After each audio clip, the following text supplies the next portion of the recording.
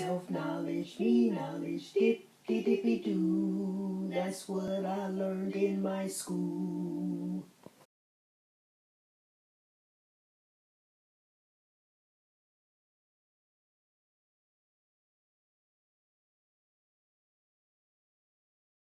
Know the meaning of meekness here? What's the meaning of meekness? That's not it. It's part of it, but that's not the true meaning, the spiritual meaning. You must know how to use your dictionaries, you know? Yes. There are several meanings there. You are the one to listen. What is the real meaning? That when I teach my students now, they tell you, oh, it's not that. Because I've taught them to know. When you read, you will know the spiritual meaning. Meekness. Enduring injury with patience and without resentment. That's meekness. Check your Webster's dictionary. Enduring injury with patience and without resentment. That's meekness. That is the spiritual meaning of meekness. It's there in the dictionary. Merriam-Webster's dictionary. There is no single case of cancer that have come to my knowledge that have not been healed when the person was willing to be meek, because it's usually unforgiveness. Cancer is unforgiveness, bitterness. You are bottling up all this anger, all this bitterness. Oh, I've forgiven, but I cannot forget. Okay, let them just go their way. Yes.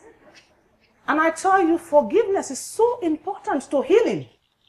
If there's anything you are trying to heal and it's not yielding, try forgiveness. Gain a better understanding of forgiveness, and you'll be surprised how potent forgiveness is. I've had cases of breast cancer. It's always because someone is hurting inside, you know. You know the research that was conducted in, I think it was in the US, where someone was made very angry, and the sweat was put into a chicken, and the sweat killed the chicken. If the sweat cannot kill you immediately, it's going to do something to you. So, don't allow yourself to be angry with anyone. Forgive. Forgive. Learn how to forgive. Forgiveness is like when you're going on the street and you see the violet and you decide, I'm going to crush this violet. And you kill the violet.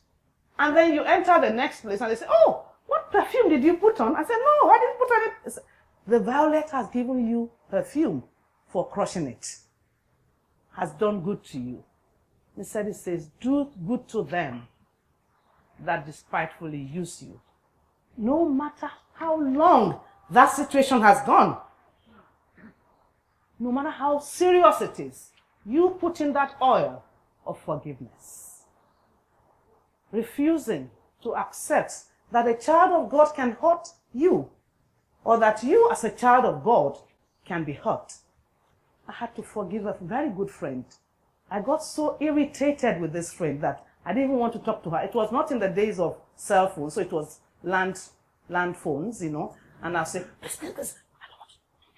Once they mentioned her name, I said, no, I don't want to talk to her. But when this rash, very embarrassing, I couldn't come out again. It was itchy, it was everything, and I couldn't open one of my eyes. When I realized that I cannot be an irritated mortal, and I will not see an irritating mortal, I saw the man of God's creating. I gained the correct view. Jesus beheld in science the perfect man, where sinning mortal man appears to mortals. When I could forgive, honestly forgive, I was healed without. Nothing remained. Everything disappeared. And this friend saved me from a great trouble some years later. She was the only one I could see. You can imagine, I wouldn't have seen anyone. Expressing love by loving everyone and everything helps us to demonstrate the healing effect of forgiveness. Put that forgiveness. It's like oil. It's like your car needs the wheels need to be oiled. And you say, no movement. When it moves, I'll put oil. When this car moves, I put oil. No. Forgive first. Love first. Charity begins at home, in your own consciousness.